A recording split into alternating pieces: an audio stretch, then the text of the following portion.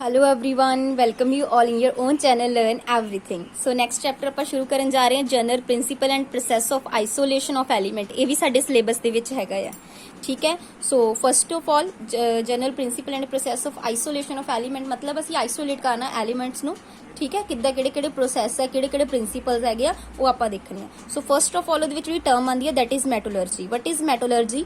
The entire scientific and technological process used for the isolate of metal from its ore. देखो metal ਨੂੰ ਉਹਦੀ ओर ਚੋਂ ਕੱਢਣਾ, ਠੀਕ ਹੈ। ਉਹ ਲਈ ਕਿਹੜਾ ਸਾਇੰਟਿਫਿਕ ਟੈਕਨੀਕਲ ਕਿਹੜੇ ਵੀ ਪ੍ਰੋਸੈਸ ਯੂਜ਼ ਕਰਦੇ ਆ ਉਹਨੂੰ ਬੋਲਦੇ ਆਪਾਂ ਮੈਟਲਰਜੀ। ਯਾਨੀ ਮੈਟਲਰਜੀ ਇੱਕ ਪ੍ਰੋਸੈਸ ਆ ਜਿਹਦੇ ਦੌਰਾਨ ਤੁਸੀਂ ਮੈਟਲ ਨੂੰ, ਜਿਹਨੂੰ ਆਪਾਂ ਪੰਜਾਬੀ 'ਚ ਕਹਿ ਦਿੰਦੇ ਆ, ਅਸੀਂ ਕਿਸੇ ਵੀ ਧਾਤ ਨੂੰ ਉਹਦੀ ਕੱਚੀ ਧਾਤ ਚੋਂ ਕੱਢਦੇ ਆ। Metal from its ore, metal ਨੂੰ ਉਹਦੀ ओर ਚੋਂ ਕੱਢਣਾ, ਆਈਸੋਲੇਟ ਕਰਨ ਦਾ ਜਿਹੜਾ ਪੂਰਾ ਪ੍ਰੋਸੈਸ ਆ that is called metallurgy. So first of all ਇਹ ਕਲੀਅਰ, ਠੀਕ ਹੈ, ਕਿ ਇਸ ਪ੍ਰੋਸੈਸ ਨੂੰ ਬੋਲਦੇ ਆਪਾਂ ਮੈਟਲਰਜੀ। ਕਲੀਅਰ। ਸੋ ਨੈਕਸਟ ਜੋ ਇਹ ਕੁਝ ਲੈਸਨ ਨੂੰ ਸਮਝਣ ਤੋਂ ਪਹਿਲਾਂ ਟਰਮਸ ਸਮਝਣੀਆਂ ਜ਼ਰੂਰੀ ਆ, ਉਹ ਦੇਖੋ।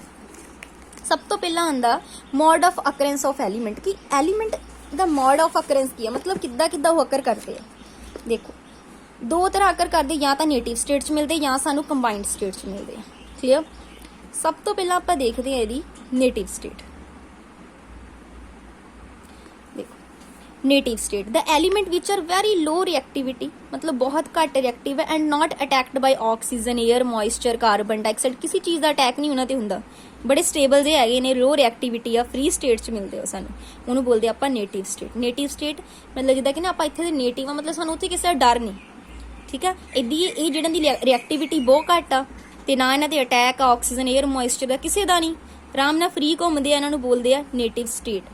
सो एग्जाम्पल जिदा carbon, sulphur, nitrogen, novel gas, gold, silver, platinum, ठीक है। इन्हां ते गोल्ड जिदा हुंदी, देखो कदी उत्ते अटैक थोड़ा ना हुंदा, इन्ना ईजीली आराम नाल सही रहिंदा जिथे मर्जी रख दो तुसीं उहनूं, ठीक है।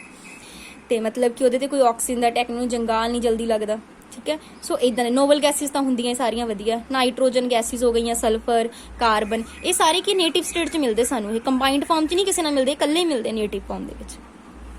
कंबाइंड फॉर्म की हुंदे, हुण जिहड़े एलीमेंट बहुत ज़्यादा रिएक्टिव आ, इन्ने रिएक्टिव आ, फटाफट किसी नाल कंबाइन कर जाते। देखो रिएक्टिविटी होगी तो किसी नाल कंबाइन करोगे, जिदा ऑक्सीजन नाल एयर ना, एयर हो गई, उस मॉइस्चर हो गया, कार्बन डाइऑक्साइड नाल नॉन मैटल, जिहड़े सारियां नाल इन्हां नाल कर जाते, कंबाइन कर जाते, उन्हां नूं बोलदे आपां जिद्दां ਉਹ सल्फर जिहड़ा सल्फाइड्स बना लेना, फॉस्फर नाल जुड़ जाना, आर्सेनिक किसी नाल भी जुड़ के जिहड़े ये कंबाइंड फॉर्म दे विच मिलदे सानूं, उन्हां नूं बोलदे आपां कंबाइंड स्टेट, ठीक है। ये सानू धरती की क्रस्ट दे विच मिलते हैं in the form of their compound. In the compound state non metal are usually found in the reduced form. ये भी इंपॉर्टेंट पॉइंट आ कि कंबाइंड फॉर्म दे विच सानू रिड्यूस फॉर्म दे विच मिलदियां ते मेटल ऑक्साइड फॉर्म दे विच। पॉइंट नोट कर लियो कि जिहड़ियां नॉन मैटल आ वो सानू कंबाइंड होके किस फॉर्म दे विच मिलदियां, रिड्यूस्ड फॉर्म दे विच, ते जिहड़ियां मैटल्स आ वो ऑक्साइड्स दे विच। ये दो important point. Among the metals only few of such आ सिल्वर, गोल्ड, प्लैटिनम, ये तो आप पढ़े हैं ऊपर नेटिव स्टेट च सीगे। ये नॉन मैटल किहड़ियां सिर्फ थोड़ियां जिहियां कार्बन, सल्फर, ये सानू मिलदियां, ये सानू नेटिव स्टेट च भी मिल जांदियां as well as combined state च भी। पॉइंट इंपॉर्टेंट हैगा, कार्बन ते सल्फर सानू नेटिव स्टेट च भी मिलदियां as well as combined state च। इत्थों ही क्वेश्चन बन सकदा, जिद्दां सरफेस केमिस्ट्री च पहले ही दो ही टॉपिक्स दे विच एडजॉर्बेंट चों ही क्वेश्चन बन गया सीगा, ठीक है। सो हर एक चीज़ नूं असीं समझना आ, क्वेश्चन कितों भी आ सकता, पुछ सकता नेटिव स्टेट च किहड़ियां मिलदियां, जिहड़ियां घट रिएक्टिव हुंदी, ज़्यादा रिएक्टिव। कंबाइंड स्टेट च किहड़ियां मिलदियां जिहदी ज़्यादा रिएक्टिविटी हुंदी। कार्बन ते सल्फर किस फॉर्म च मिलदियां, नेटिव च भी ते कंबाइंड दे विच। जिहड़े गोल्ड, सिल्वर हैगे ने, ये मैटल्स किस च मिलदियां, नेटिव स्टेट दे विच। नैक्सट है abundance. Elements very in abundance the 16th most, 6वें नंबर से सब तो ज़्यादा अबंडेंस एलीमेंट जिहड़ा अर्थ दी क्रस्ट च आ, एंड देयर सॉरी द 16 ਜਿਹੜੇ ਆ ਮੋਸਟ ਅਬੰਡੈਂਟ ਐਲੀਮੈਂਟ ਹੈਗੇ, 6 ਨਹੀਂ ਹੈਗੇ, 16 ਹੈਗੇ ਆ, ਠੀਕ ਹੈ। ਇੱਥੇ ਇੱਕ ਟੇਬਲ ਦੇ ਵਿੱਚ ਨਾ ਅਲੱਗ-ਅਲੱਗ ਫਾਰਮ ਦੇ, ਬਟ ਜੋ ਸਾਡੇ ਲਈ ਇੰਪੋਰਟੈਂਟ ਆ ਉਹ ਦੇਖਣਾ ਆਪਾਂ। Most metal occur in the combined state, the most form of the metal combined in sulphide, ਜਿਹੜੀ ਕੰਬਾਈਨਡ ਸਟੇਟ 'ਚ ਮਿਲਦੀਆਂ oxide, carbonate, sulphide, silicate, halide, sulphate, arsenide. So ਇਦਾਂ ਦੀ ਫਾਰਮ 'ਚ ਮਿਲਦੀ, ਠੀਕ ਹੈ। ਇੱਥੇ metal occurring in native state ਦੱਸਦੀਆਂ copper, silver, gold, platinum, bismuth, mercury, platinum, antimony. ये कुछ ਜਿਹੜੇ ਨਾ ਹਾਈਲਾਈਟਸ ਹੈਗੇ ਨੇ, ਇਹ ਸਾਨੂੰ ਬਿਲਕੁਲ ਨੇਟਿਵ ਸਟੇਟ ਯਾਦ ਜ਼ਰੂਰ ਕਰ ਲਿਓ। ਆ ਤਾਂ ਤੁਹਾਨੂੰ ਪਤਾ ਹੀ ਹੈ ਨਾ, ਸੋਨਾ, ਚਾਂਦੀ, ਪਲੈਟੀਨਮ, ਕਾਪਰ, ਇਹ ਤਾਂ ਤੁਹਾਨੂੰ ਪਤਾ ਹੀ ਹੈ। ਬਾਕੀ ਵਿਸਮਤ, ਮਰਕਰੀ, ਪਲੇਡੀਅਮ ਤੇ ਐਂਟੀਮਨੀ, ਇਹਨਾਂ ਨੂੰ ਦੇਖ ਲਿਓ ਜਰਾ, ਠੀਕ ਹੈ। ਬਾਕੀ ਥੋੜਾ ਟੇਬਲ ਦੇਖ ਲਓ, ਟੇਬਲ ਦੇ ਅਕੋਰਡਿੰਗ ਆਕਸੀਜਨ ਸਭ ਤੋਂ ਜ਼ਿਆਦਾ ਹੈਗਾ, ਠੀਕ ਹੈ, 49.5, ਸੈਕਿੰਡ ਵਨ ਸਿਲੀਕਨ, ਐਲੂਮੀਨੀਅਮ, ਐਦੀ ਬਾਕੀ ਘੜ ਦੇ ਥੱਲੇ ਨੂੰ ਅਲੱਗ-ਅਲੱਗ ਹੈਗੇ। ਮੇਨ ਤੁਸੀਂ ਇਹਨੂੰ ਯਾਦ ਰੱਖ ਲਿਓ, ਟੇਬਲ ਬਣਿਆ ਹੋਇਆ, ਠੀਕ ਹੈ। ਸੋ ਨੈਕਸਟ ਹੈਗਾ ਆ ਜਿਹੜੇ ਇੰਪੋਰਟੈਂਟ ਪੁਆਇੰਟ ਹੈ, aluminium is most abundant, third most abundant, ਠੀਕ ਹੈ। ਮੈਟਲ ਦੇ ਵਿੱਚੋਂ ਜੇ ਤੁਹਾਨੂੰ ਪੇਪਰ 'ਚ ਆ ਜਾਵੇ ਸਭ ਤੋਂ ਜ਼ਿਆਦਾ ਮੋਸਟ ਅਬੰਡੈਂਟ ਕੌਣ ਆ? ਐਲੂਮੀਨੀਅਮ, ਤੇ ਉਹਦਾ ਓਵਰਆਲ 3rd ਨੰਬਰ ਤੇ ਅਬੰਡੈਂਟ ਹੈਗਾ ਇਨ ਦਾ ਅਰਥ ਕ੍ਰਸਟ, ਠੀਕ ਹੈ। 8.31% by weight। It occur widely as ਕੌਨਸੇ ਰੌਕ ਤੇ ਸੋਇਲਸ ਦੇ ਵਿੱਚ। It is a major component of many igneous material including ਮਾਈਕਾ ਤੇ ਕਲੇ। ਦੇਖੋ ਇਹਨਾਂ ਦੋਨਾਂ ਦੇ ਵਿੱਚ ਵੀ ਇਹ ਕਾਫੀ ਹੁੰਦਾ। ਵੈਸੇ ਇਹ ਚੋਂ ਮੇਨ ਇਹ ਪੁੱਛਿਆ ਜਾਏਗਾ ਕਿ ਮੈਟਲਸ ਦੇ ਵਿੱਚੋਂ ਸਭ ਤੋਂ ਜ਼ਿਆਦਾ ਅਬੰਡੈਂਟ ਕਿਹੜੀ ਹੈ, ਤੇ 3rd ਕਿੰਨਵੇਂ ਨੰਬਰ ਤੇ ਇਹ ਪੁੱਛਿਆ ਜਾ ਸਕਦਾ? 3rd ਮੋਸਟ ਹੈਗੀ ਹੈ, ਠੀਕ ਹੈ। ਰੌਕ ਸੋਇਲਸ ਦੇ ਵਿੱਚ ਆ। ਬਾਕੀ ਇਗਨੀਸ਼ੀਅਸ ਮਟੀਰੀਅਲ ਜਿੱਦਾਂ ਲਾਵਾ ਲੂਵਾ ਬਣਦਾ ਇਗਨੀਸ਼ੀਅਸ, ਹੈ ਨਾ, ਉਹ ਵਾਲੀਆਂ ਚਟਾਨਾਂ ਅੱਗੇ ਬਣ ਜਾਂਦੀਆਂ, ਉਹ 'ਚ ਮਾਈਕਾ ਤੇ ਕਲੇ ਦੇ ਵਿੱਚ ਆ ਗਿਆ। Iron is the second most abundant metal in the earth crust. ਜਿਹੜੀ ਆ aluminium is the most abundant, the 3rd most abundant element ਉਹਦਾ ਓਵਰਆਲ ਉਹਦਾ ਇਹ 1st ਨੰਬਰ ਤੇ ਆ। Iron is the second most, ਮਤਲਬ ਇਸ ਤੋਂ ਬਾਅਦ ਦੂਸਰੇ ਨੰਬਰ ਤੇ ਜਿਹੜੀ ਮੈਟਲ ਜ਼ਿਆਦਾ ਪਾਈ ਜਾਂਦੀ ਆ ਦੈਟ ਇਜ਼ ਆਇਰਨ, ਠੀਕ ਹੈ। ਇਹ ਵੈਰਾਈਟੀ ਆਫ ਅਲੱਗ-ਅਲੱਗ ਕੰਪਾਊਂਡਸ ਦੇ ਵਿੱਚ ਹੈਗੀ ਹੈ। This make iron very important element, ਠੀਕ ਹੈ। ਇਹਦੇ ਤੁਹਾਨੂੰ ਪਤਾ ਕਿੰਨੇ ਸਾਰੇ ਇੰਪੋਰਟੈਂਟ ਯੂਜ਼ ਹੈਗੇ ਆ, ਠੀਕ ਹੈ। Iron is also one of the essential element in the biological system. ਤੁਹਾਨੂੰ ਪਤਾ ਸਾਡੇ ਅੰਦਰ ਵੀ ਆਇਰਨ ਜ਼ਰੂਰੀ ਹੈ ਨਾ, ਬੋਡੀ ਦੇ ਵਿੱਚ ਵੀ, ਸੋ ਬਾਇਓਲੋਜੀਕਲ ਵੀ ਕਿਤੇ ਨਾ ਕਿਤੇ ਇਹਦੀ ਬਹੁਤ ਜ਼ਰੂਰਤ ਹੈਗੀ ਹੈ। Gemstone, many gemstones are impure form of Al2O3 alumina, ਇਹ ਫਾਰਮੂਲਾ ਵੀ ਯਾਦ ਰੱਖੋ ਐਲੂਮੀਨਾ ਦਾ। and contain trace of metal ion such impurities such as chromium 3 positive in ruby, CO3 positive blue, saprine and Fe3 positive and ਇਹ ਸਾਰੇ ਯਾਦ ਕਰ ਲੈਣੇ ਤੁਸੀਂ, ਇੱਕ ਵਾਰੀ ਇਹਨਾਂ ਨੂੰ ਦੇਖ ਲੈਣਾ, ਠੀਕ ਹੈ। ਬਾਕੀ ਇਹ ਮੇਨ ਯਾਦ ਰੱਖਣਾ ਕਿ ਫਸਟ ਮੋਸਟ ਅਬੰਡੈਂਟ ਜਿਹੜੀ ਮੈਟਲ ਹੈਗੀ ਹੈ that is aluminium and second one is iron, but ਉਹਦਾ ਜਿਹੜੀ ਐਲੂਮੀਨੀਅਮ ਆ 3rd ਨੰਬਰ ਤੇ, ਬਟ ਮੈਟਲਸ ਦੇ ਵਿੱਚੋਂ 1st ਨੰਬਰ ਤੇ। Next very very very important point, mineral and ore. Minerals ਕੀ ਆ ਤੇ ਓਰ ਕੀ ਆ? ਦੇਖੋ ਜਿੰਨੇ ਵੀ ਨੈਚੁਰਲੀ ਅਕਰੀ ਕੈਮੀਕਲ ਸਬਸਟੈਂਸ ਹੁੰਦੀ ਹੈ ਜਿਹਦੇ ਵਿੱਚ ਮੈਟਲ ਅਕਰ ਕਰਦੀ ਆ, ਮਤਲਬ ਕੋਈ ਵੀ ਚੀਜ਼, ਕੋਈ ਵੀ ਸਬਸਟੈਂਸ ਆ, ਕੋਈ ਵੀ ਨੈਚੁਰਲੀ ਦੇਖੋ ਕੁਦਰਤੀ ਤੌਰ ਤੇ ਜਿੰਨੇ ਵੀ ਕੈਮੀਕਲ ਸਬਸਟੈਂਸ ਆ ਉਹਨਾਂ ਵਿੱਚ ਕੋਈ ਨਾ ਕੋਈ ਜੇ ਮੈਟਲ ਹੈਗੀ ਆ ਧਰਤੀ ਦੀ ਕਰਸਟ ਤੇ, ਉਹਨੂੰ ਬੋਲਦੇ ਆਪਾਂ ਮਿਨਰਲ।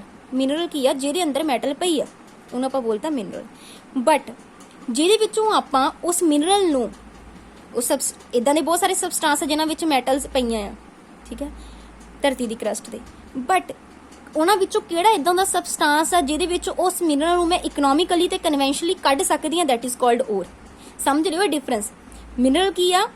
ਉਹ ਹਰ ਕੈਮੀਕਲ ਅਕਰਿੰਗ ਨੈਚੁਰਲ ਕੁਦਰਤ ਦਾ ਜਿਹੜਾ ਸਬਸਟੈਂਸ ਪਿਆ ਜਿਹਦੇ ਵਿੱਚ ਮੈਟਲ ਪਈ ਆ ਦੈਟ ਇਜ਼ ਮਿਨਰਲ, ਪਰ ਜਿਸ ਦੇ ਉਸ ਸਬਸਟੈਂਸ ਦੇ ਵਿੱਚ ਉਸ ਮਿਨਰਲ ਨੂੰ ਮੈਂ ਕੱਢ ਸਕਦੀ ਹਾਂ ਉਹਨੂੰ ਮੈਂ ਕੀ ਕਹਿੰਦੀ? ਓਰ। ਸਮਝਦੇ ਡਿਫਰੈਂਸ ਕਿ ਮਿਨਰਲ ਤੇ ਓਰ ਦੇ ਵਿੱਚ ਕੀ ਫਰਕ ਆ? ਇੱਥੋਂ ਇੱਕ ਇੰਪੋਰਟੈਂਟ, ਬਹੁਤ ਜ਼ਿਆਦਾ ਇੰਪੋਰਟੈਂਟ ਪੁਆਇੰਟ ਬਣਦਾ, ਦਾ all ores are mineral। ਸਾਰੀਆਂ ਔਰਸ ਤਾਂ ਮਿਨਰਲ ਹੋ ਗਈਆਂ, ਪਰ ਸਾਰੇ ਮਿਨਰਲਸ ਜਿਹੜੇ ਔਰ ਨਹੀਂ ਹੋ ਸਕਦੇ। ਕਿਉਂ? ਕਿਉਂਕਿ ਮੈਂ ਸਾਰੇ ਮਿਨਰਲਸ ਤੋਂ ਮੈਟਲ ਨੂੰ ਬਾਹਰ ਨਹੀਂ ਕੱਢ ਸਕਦੀ। ਉਹੀ ਮਿਨਰਲਸ ਔਰ ਕਹਾਣਗੇ, ਠੀਕ ਆ, ਜਿਨ੍ਹਾਂ ਵਿੱਚੋਂ ਮੈਂ ਮੈਟਲ ਨੂੰ ਕੱਢ ਸਕਦੀ ਹਾਂ। ਸੋ ਕਹਿ ਸਕਦੀ ਹਾਂ ਸਾਰੀਆਂ ਔਰਸ ਮਿਨਰਲ ਵਿੱਚੋਂ ਹੀ ਆਈਆਂ, all ores are mineral, but ਸਾਰੇ ਮਿਨਰਲ all ਔਰ ਨਹੀਂ ਹੈਗੇ। ਇਹ ਘੁਮਾ ਕੇ ਉਹ ਸਟੇਟ 2-3 ਵਾਰੀ ਤਰੀਕੇ ਨਾਲ ਲਿਖ ਕੇ ਪੁੱਛ ਸਕਦਾ, ਠੀਕ ਹੈ। ਸੋ ਜਾਂ ਪੁੱਛ ਸਕੇਗਾ, ਇਦਾਂ ਕੁਐਸਚਨ ਦੇ ਦੇਗਾ, ਇੱਕ ਆਹ ਸਬਸਟੈਂਸ ਹੈ, ਇੱਕ ਆਹ ਵਾਲਾ ਸਬਸਟੈਂਸ ਹੈ, ਇੱਕ ਦੇ ਵਿੱਚ ਮੈਂ ਤੁਹਾਨੂੰ ਦੱਸਦੀ ਹਾਂ। ਫੋਰ ਐਗਜ਼ਾਮਪਲ ਜਿਹੜਾ ਐਲੂਮੀਨੀਅਮ ਆ ਉਹ ਅਕਰ ਕਰਦਾ ਅਰਥ ਦੀ ਕਰਸਟ ਦੇ ਵਿੱਚ 2 ਫਾਰਮ ਦੇ ਵਿੱਚ, ਠੀਕ ਆ, ਫਾਰਮ ਆਫ 2 ਮਿਨਰਲ, ਬੌਕਸਾਈਟ ਐਂਡ ਕਲੇ, ਠੀਕ ਹੈ। ਇਹ ਦੇਖ ਲਓ ਫਾਰਮੂਲਾ ਵੀ ਬੌਕਸਾਈਟ ਦਾ ਇੰਪੋਰਟੈਂਟ ਹੈਗਾ ਆ।